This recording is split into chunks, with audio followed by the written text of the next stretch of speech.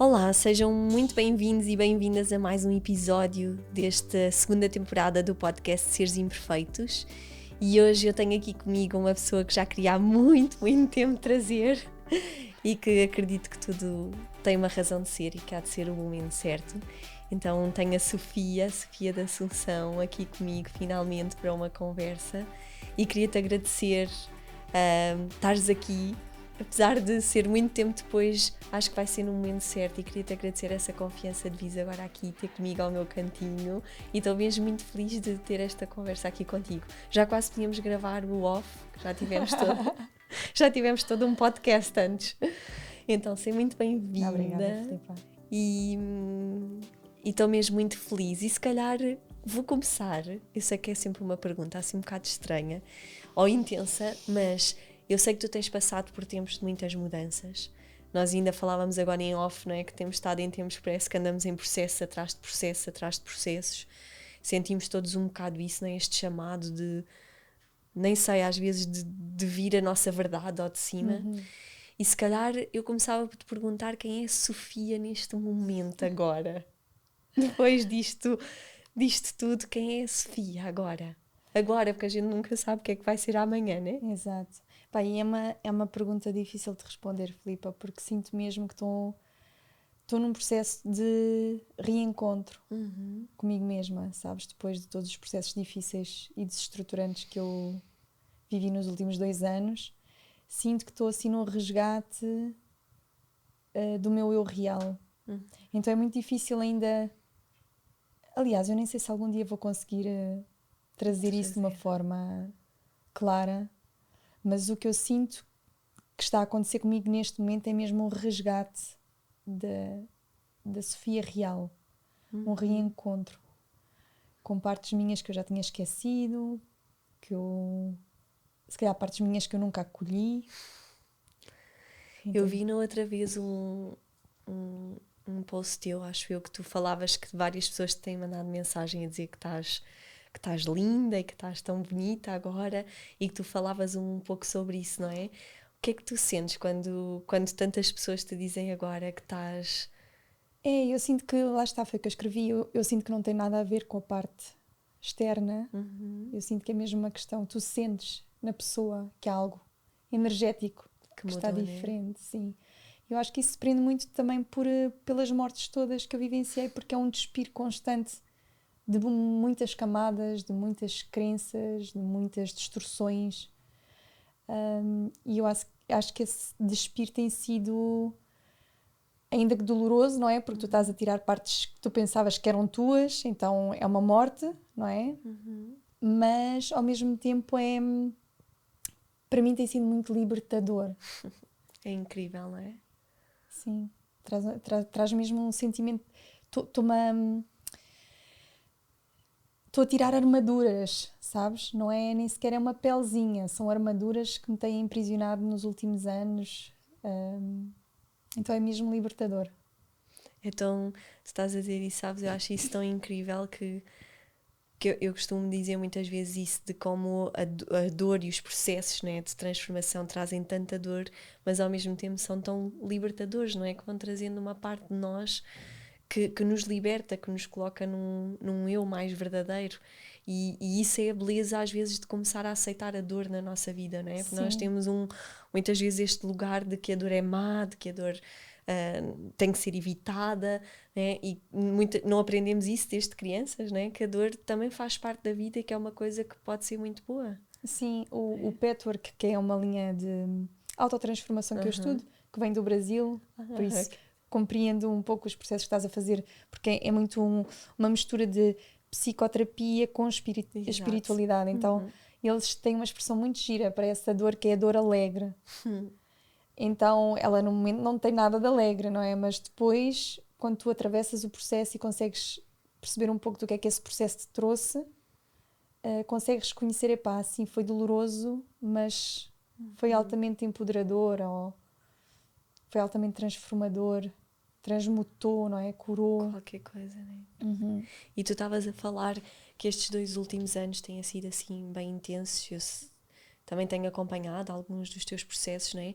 Queres partilhar um bocadinho quais foram esses momentos que te têm trazido, não é, esta transformação, porque na nossa vida são sempre aqueles momentos de grandes choques, não é, que nos trazem aqueles grandes libertares de armaduras e de olhar para nós quando aceitamos também, não é? Ter essa consciência, porque eu acho que também é preciso ter muita coragem para olhar e perceber o que é que aquilo pode nos estar a dizer e que nos pode trazer apesar de toda a dor, não é? Eu sei que tu também perdeste os teus pais, não é? Sim.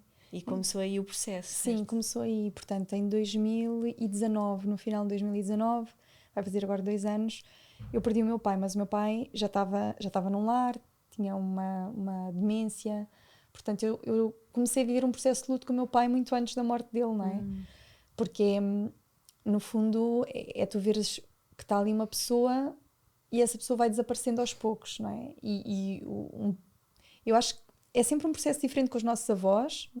Há qualquer coisa em nós que nos faz aceitar esses processos de uma outra forma, mas para mim, chegar um dia ao pé do meu pai não me reconhecer, quando eu era o centro do universo dele, sabes? Foi assim, foi uma coisa. Acho que o meu pai, a parte mais difícil do luto foi ali, naquele momento. Não foi quando ele partiu fisicamente, estás a perceber? Portanto, o meu pai faleceu em 2019. A minha mãe tinha um diagnóstico de cancro já nessa altura, e 6 meses depois a minha mãe parte também, pronto, em pleno Covid.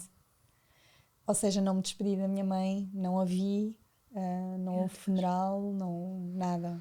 Pronto, então tudo muito a puxar-me para eu viver esses processos muito internamente. Exato, muito contigo, não é? Sim, muito ritualizar, fazer a despedida de minha mãe no Algarve, quando a minha mãe estava em Setúbal, não é? Eu, pronto, de alguma forma a ritualizar essa passagem. Então foi assim, foram ali 6 meses que eu acho não, tenho a certeza que não me permiti ir fundo na dor, porque não dava para ir fundo na dor naquele momento, ia ser too much, sabes? E eu estava num relacionamento com o pai dos meus filhos que não estava bem já há muitos anos. E a morte da minha mãe faleceu nova, tinha 63 anos, era uma mulher ainda com muitos anos pela frente, não é? E trouxe-me uma grande...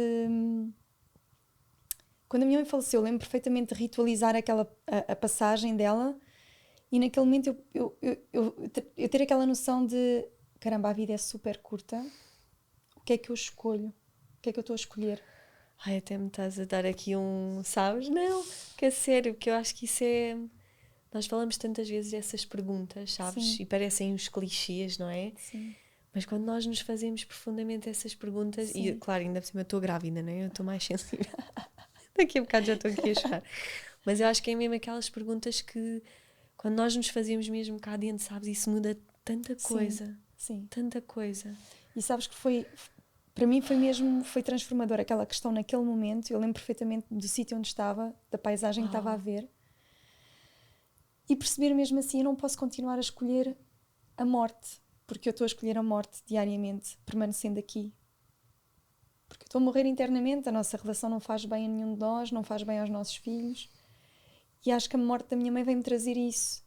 Porque eu sinto que a minha mãe tinha muitos sonhos, muitas coisas que ela queria viver, e foi quase como, eu agora tenho a responsabilidade pela minha mãe de continuar a viver, de continuar a lutar pelos meus sonhos, já que ela não teve essa oportunidade, eu vou ter que fazer esse caminho por ela. E foi um bocado pela minha mãe que eu dei esse passo, porque não era por mim também, mas foi muito aquela coisa de deixa-me ainda viver sonhos, deixa-me ainda concretizar coisas, porque eu sei que ela tinha coisas que ela queria viver. Sim, é o que eu digo, né? As conversas nunca são só para outra pessoa, e nós estávamos a falar aqui em off destas questões de morte, né? E a morte sempre foi um tema muito profundo na minha vida, que me levou a uma busca muito grande de autoconhecimento por tudo o que sentia com esse tema. E tu estás a trazer uma coisa tão importante, que é, muitas das vezes nós encaramos a morte como uma coisa física só, não é? De alguém deixar de estar presente, quando na verdade muitas das vezes a morte pode ser diária em tanta coisa na nossa vida que nos deixamos estar mortas, não é? Sim. Que nos deixamos estar num lugar em que não vivemos. E isso é tão importante. Isso foi uma das grandes aprendizagens que eu tenho vindo a trazer ao longo do tempo, que é, há tantas mortes na vida que não só aquela, não é? E muitas das vezes, por exemplo, para mim até o o parar às vezes também significa morrer, não é? Deixaste morrer naquele momento, parar. E, por exemplo, eu até me apercebi em mim que muitas das vezes eu sou super acelerada, né? Que eu quase não me permito parar, porque muitas das vezes eu não me permito morrer, não é? Com esse medo desses processos, não é? Entre a morte e o que é a morte, não é? Pois, e porque te deixa num momento, tu passas pelo menos ali uma fase em que tu não sabes quem és, então, porque não é morrer e renascer no dia a seguir, não é? Então esse Exatamente. limbo aí do género, ok, agora eu não sei nada, não faço ideia quem sou, não faço ideia do que é que eu quero trazer para o meu projeto, não faço ideia, não é? Estou nesse não saber, esse processo é muito doloroso, para mim é muito doloroso. Sei. Por isso é que a gente evita, eu acho, essa morte. Sem dúvida, porque é o desconhecido, não é? Então, e nesse momento tu tomas uma decisão? Sim, então foi muito interessante porque eu tomei essa decisão internamente e o meu maior medo é para onde é que eu vou, não é? Se eu decido separar-me, a casa é dele, para onde é que eu vou?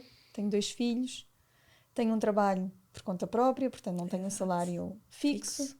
Como é que eu vou conseguir um contrato de aluguer? Enfim, todas essas questões práticas, estás a ver, assustavam-me profundamente. E eu lembro-me de entrar no carro, ia para um jantar com a Inês Gaia. Entro no carro e mando uma mensagem a uma amiga minha do Algarve, a Vera Belchior, e digo-lhe: Vera, eu estou preparada para dar o passo.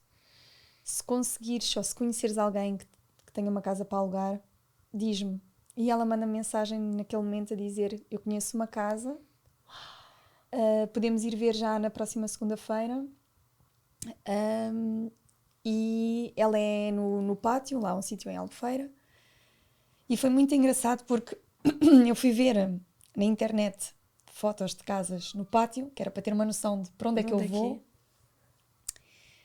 E vi uma foto de uma casa que eu pensei assim, ok, mas nunca seria esta casa, isto era bom demais para ser verdade. E foi essa casa que eu fui visitar na segunda-feira.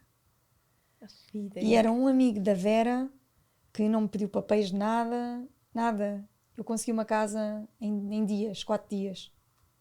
E para mim aquilo foi muito... Uma mensagem, a Inês Gaia dizia assim, amiga, entrega tudo e confia. Diz assim ao universo, olha, já entreguei tudo e agora tipo, dá-me um amparo, estás a ver? E eu senti mesmo isso. Portanto, isso para mim foi... Quando isso aconteceu, para mim já não houve hesitações mais. Mas hesitei durante 2 anos e meio. Atenção, estive nesse processo, vou, não vou, fico, não fico. Tento, não tento. Pronto, mas que é necessário esse tempo, não é? Claro, e que também é importante, não é? É Porque importante. às vezes julgamos tanto esses momentos e essas questões quando às vezes, tu há bocado disseste uma coisa muito importante até quando falaste da tua mãe, naquele momento eu não estava preparada, não é? Para sentir aquela dor. Sim. E isso é tão importante, também ter essa consciência e não julgar com isso, que é termos noção do que é que estamos preparados naquele momento, porque às vezes há muito aquela coisa até do julgamento, não é? Se não estás bem, sai já, ou se não sei o quê, faz isto, e tipo, às vezes a pessoa tem que sentir do que é que está preparada ou não está preparada naquele momento. E lá está, porque um processo de morte não se faz num dia, não é? E o luto da minha relação também foi feito durante aqueles 2 anos.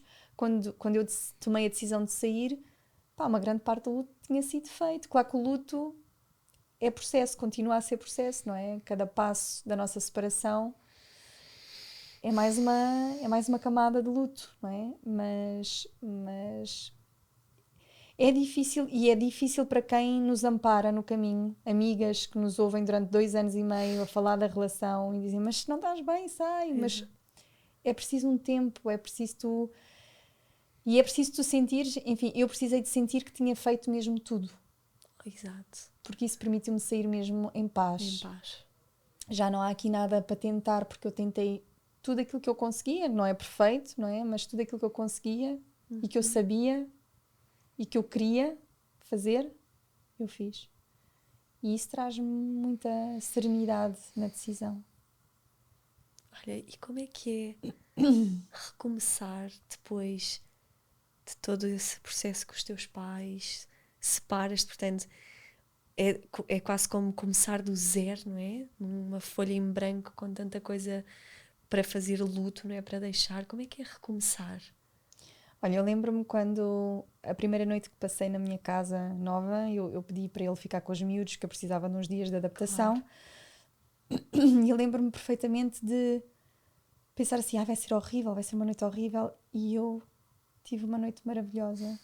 Foi uma sensação de libertação, lá está. Eu acho que a relação era muito pesada para mim. E o facto, vou trazer aqui uma coisa um bocado estranha, mas o facto de eu não ter os meus pais e não ter o julgamento que eles poderiam ou não fazer, porque às vezes somos nós que projetamos, não é? Claro. Isso tornou o processo muito mais fácil. Eras só tu, não é? Sou só eu estou a fazer o que eu quiser, ninguém vai mandar bitites sobre as minhas decisões. Não é nada estranho o que estás a dizer. Então para mim foi muito, foram os primeiros meses maravilhosos. Depois, dos primeiros 3 meses, começam a vir as dores, não é? Agora é tempo de olhares para isso. Epá, e final de 2020 foi hardcore mesmo. Foi difícil, foi mesmo quem é que é a Sofia agora. Enfim, eu continuo a ser filha do Diogo e da Mitó, mas eles já não estão aqui, então quem é que eu sou? Quem é que eu sou, não sendo mulher do Micael? Quem é que eu sou agora que, tipo, na minha imagem, na minha idealização, eu nunca me vi mãe sozinha com 2 crianças. Então, quem é que sou eu? Tipo, olho-me ao espelho. O que é isto? Completamente. Então, o final de 2020 foi bastante desafiante nesse sentido. E ali em dezembro, eu e o Miquel fizemos uma sessão de terapia de casal, já não sendo casal, não é? Mas para fazer ali um fecho da nossa relação, e para mim foi mesmo muito importante. Acho que marcou assim, ok, vou entrar em 2021 aberta para renascer outra pessoa. E estou nesse processo, não tenho conclusões ainda nenhumas, estou mesmo nesse processo de transcender, que eu trago muito esta expressão porque eu sinto mesmo isso, estou a transcender quem eu nos últimos anos achei que era, e eu achei que foram anos mesmo que em termos de autoestima e de autoconfiança houve aqui muitas questões que ficaram abaladas, e eu comecei a acreditar coisas sobre mim que não são reais, sabes? Mesmo por ilusão. Então agora estou nessa transcendência. Aliás, o meu mantra para 2021 era sair da ilusão para a realidade. Ok. Porque eu sinto que houve muita coisa que eu criei na minha... E o que é que tu sentes que criaste, Sofia? Ilusões de eu não mereço certas coisas, eu não sou boa o suficiente, crenças, não é? Mas bastante ilusórias mesmo. Quando tu olhas, isto é muito giro, porque tenho muitas pessoas que me veem de fora, não é? E depois conhecem-me no privado. E elas dizem assim, mas como é que tu podes pensar essas coisas de ti, com todas as coisas que tu fazes? E é mesmo, é uma ilusão. Eu tenho mesmo, quando consigo estar no meu eu observador, consigo mesmo perceber o quão, em certos momentos, estou nessa ilusão de eu não mereço, eu não tenho valor.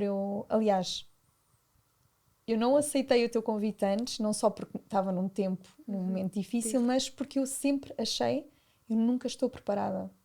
Ainda não estou preparada, ainda não é suficiente, ainda não fiz o suficiente. E quando eu te recontactei foi mesmo porque eu senti, vou parar com esse discurso. Vou mudar, né? Vou parar com esse discurso. Preparado ou não? Que bom, que é tão bom ter-te aqui. Sabes, Sofia, eu ouço-te. Eu já tinha dito isto, nós só nos encontramos uma vez, que nem conversámos basicamente. Dissemos um olá, acho eu. Sim. Lá no evento da Ivódia. Foi. E não sei porquê, mas eu olho para ti e eu sinto assim uma ligação, parece que já te conheço. Eu na altura disse-te, parecia que já te conhecia. Eu olhei-te lá a falar e disse, poxa, mas eu já conheço a Sofia de algum lado, não é? Aquelas coisas que acontecem. E estar-te aqui a ouvir, sabes? Eu vejo de ti uma sabedoria, e queria-te mesmo dizer isso, até para te ajudar com as tuas crianças, porque para mim a maior sabedoria, sabes, Sofia, e isso emociona-me, não é a pessoa que já não pensa, ou que já não sente, ou que já não diz essas coisas, é a pessoa que fala com uma verdade, sabes, e com uma consciência que me inspira mesmo, sabes? E eu vejo isso em ti, vejo essa verdade, vejo esse lugar de pureza, sabes? De estar num lugar que, mesmo que eu não saiba, eu digo que eu não sei, sabes? Sim, sim. E esse lugar para mim, eu acho que quando nós falamos, olha, tanto agora da nova era e do novo mundo, para mim isso é o novo mundo, sabes? É este real do... Eu não sei, como tu disseste, as pessoas veem-me de fora porque eu trabalho com isto e de repente eu também tenho. E é mesmo assim que nós somos seres humanos e as pessoas que estão de lá também precisam de ver que o que nós passamos também é aquilo que nós vivemos, não é? Eu digo sempre isso nos meus programas, o que eu passo aqui é porque eu faço isto para mim, Pois. porque eu também tenho essas dores, porque eu também tenho os meus desafios, as minhas crenças, as minhas coisas. E não há coisa mais inspiradora do que essa verdade, sabes? Sim, é o que tu dizes, eu acho que isso é a nova era, não é? Não é aquilo que tu trazes não está descolado dos teus processos pessoais. Não está mesmo. E o assumir, para mim é mesmo um grande trabalho que eu tenho que fazer de assumir a minha vulnerabilidade, por isso é que é uma coisa que eu trago tanto, porque eu obrigo-me a fazer isso, porque eu tenho uma máscara muito de mulher perfeita que dá conta de tudo, sabes? Tenho muito essa autoimagem idealizada. E então eu preciso, e é uma grande defesa, não é? Para me proteger. Só que é uma defesa que me fere muito a mim e fere muito os outros que estão à minha volta. Então tem sido um grande processo para mim de aprender a ser vulnerável, dizer que não sei, dizer que não fiz tudo perfeito, que também contribuí para que certas coisas não corressem bem, que também errei, que também erro, que tenho aqui ainda as minhas questões e os meus traumas em processo. E isto para mim é mesmo libertador, para mim, sabes? Dizer isto tira-me um peso. Sem dúvida. Eu estou aqui a ouvir a tua história e estou a pensar, uau, não é? Uau, que... Imagina a quantidade de mortes e de coisas que às vezes é necessário também na nossa vida para nos vir colocar num lugar, sabes? Num lugar diferente, Sim. E agora eu olho para ti e só me apetece perguntar-te como é que é isso agora, como é que tu te sentes agora, porque quando nós passamos pelas coisas, não é? A consciência não é a mesma, nós vamos mudando, não é? Tu hoje já consegues, já são 2 anos em que vens nessa máquina de lavar roupa, tu olhas agora isso para tudo, mesmo dentro dessas tuas crenças, não é? Como é que tu sentes olhar para a tua história agora com isso tudo? Eu sinto, olha, vou dizer uma coisa, também vai soar estranho, mas eu sinto-me muito abençoada com tudo isto, não é? Com estas mortes sucessivas, porque eu acho que elas me trazem muito, não é?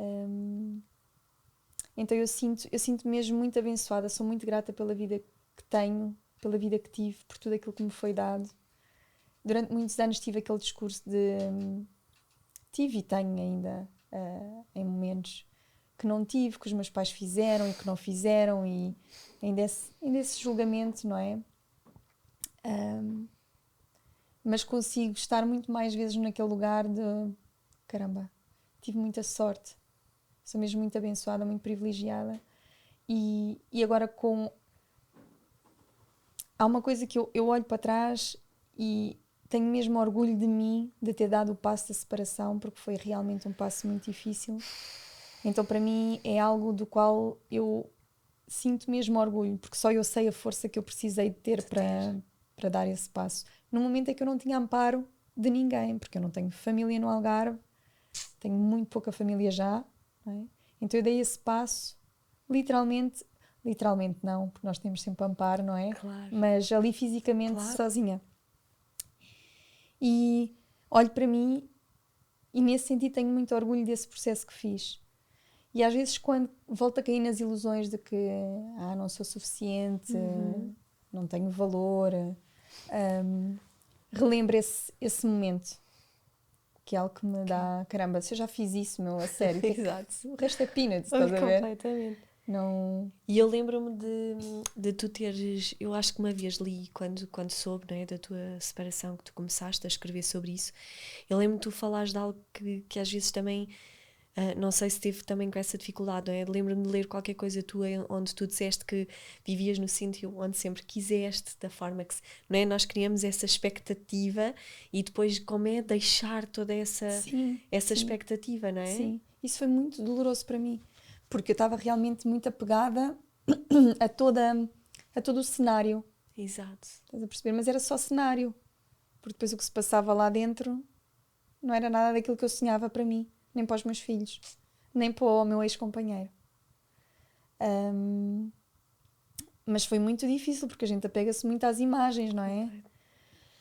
E foi algo que eu também construí, então é abrir mão de uma construção sem garantias nenhumas do que vai haver do outro lado mesmo, é saltar e opa, olha, não sei o que é que vai haver, pronto, e abrir mão, desapegar, é uma coisa que também vem muito para mim, desapega, deixa ir. Eu tive mesmo que, pá, literalmente cagar para uma série de coisas para viver em verdade comigo própria, ou pelo menos em maior verdade, não é? Porque isso é um caminho. Claro.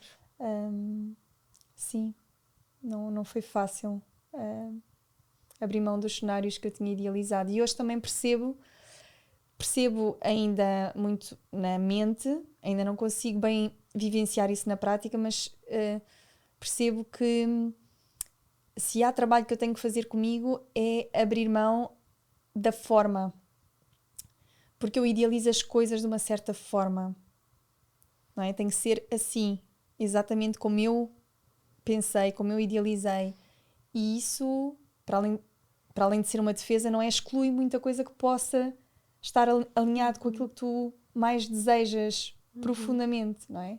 Porque ficas centrado na forma e não é a forma, não é? É o recheio. Então é um processo que eu também tenho mesmo que fazer, de desapegar da forma, ir além da forma para ver o recheio e permitir-me conectar-me mais com o recheio do que com a imagem, sabes? Mas não é fácil para mim, porque eu tive informação de Petwork estes 4 dias e falávamos muito sobre isso, de como eu quero as coisas de uma certa forma, com certos critérios, certos parâmetros, e eu não sei relacionar-me de outra forma. Ou eu ainda não quero relacionar-me de outra forma. Então, isso é algo que eu tenho mesmo que trabalhar em mim. E não foi, portanto, por acaso que eu tive que abrir mão de todo esse cenário. De todo esse cenário, né? Porque é mesmo algo que eu venho cá para aprender, não é? E o que é que isso alterou no teu trabalho? Porque Olha, nós falávamos disso em off, né? Que é quando nós temos trabalhos pessoais, né? Toda a nossa vida vai aqui misturando-se, não é? Com aquilo que fazemos, com aquilo que trazemos. Então, olha, eu acho que houve uma coisa brilhante que este processo me tem trazido e continua a trazer para o meu trabalho, que foi,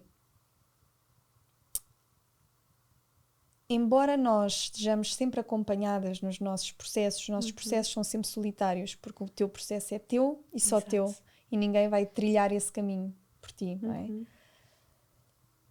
Então, o que eu sinto é que eu me apropriei mais do meu trabalho e da minha forma única de servir. Eu até escrevi um post sobre isso, de como eu durante muitos anos quis entrar para o mundo do desenvolvimento pessoal e espiritual usando a mesma linguagem que toda a gente usava, fazendo as mesmas coisas, porque era uma forma de eu sentir que não estava só. Claro. Mas eu continuava a sentir-me só, porque no fundo nada daquilo eras tu. Era eu, não é? Então era uma profunda solidão.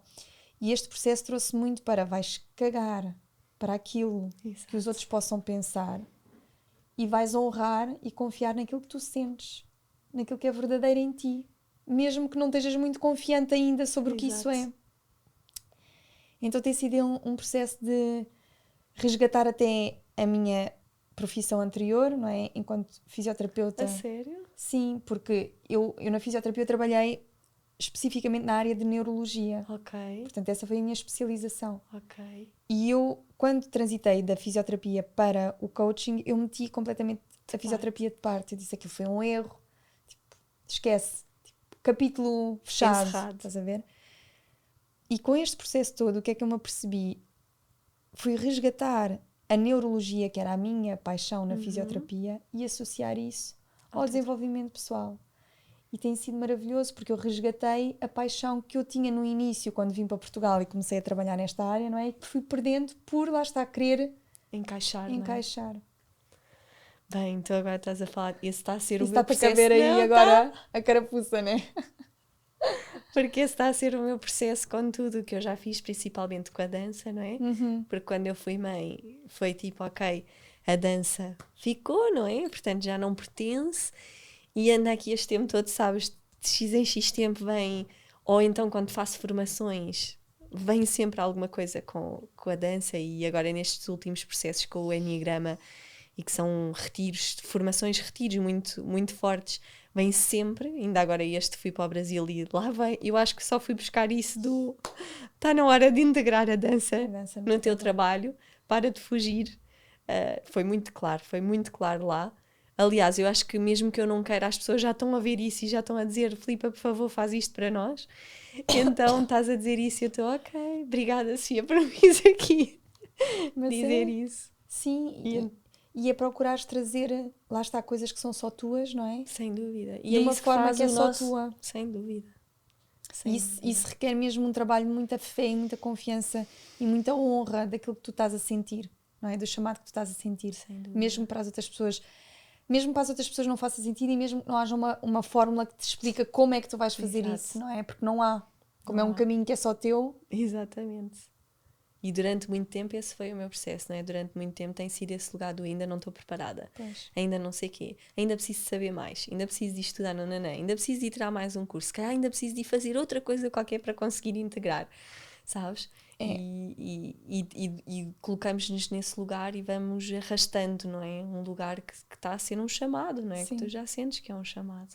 E é para te manter na mesma zona familiar, não é? De conforto.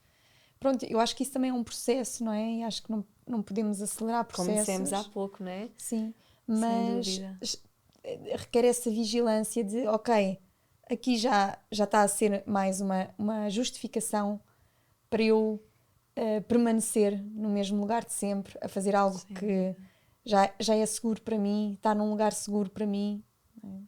Sem dúvida. Bem, e eu, apesar de eu querer muito continuar a falar contigo, o tempo está a ficar apertado. E o que é que tu sentes, para irmos terminando, que tu trazes de verdadeiro da tua experiência para o teu trabalho? O que é que tu sentes que tu devolves às pessoas com quem tu trabalhas? Olha, isso mudou, não é? Com este processo todo. E o que eu sinto muito, que eu trago, vou trazer de uma forma simples e depois complico um bocadinho com as palavras, mas o que eu sinto que trago às pessoas é uma fé de que é possível tu mudares-te e mudares a tua vida. É? Aquela esperança. De que, ok, há muita gente que me escreve isso, pá, eu vejo os teus conteúdos e sinto que há uma esperança.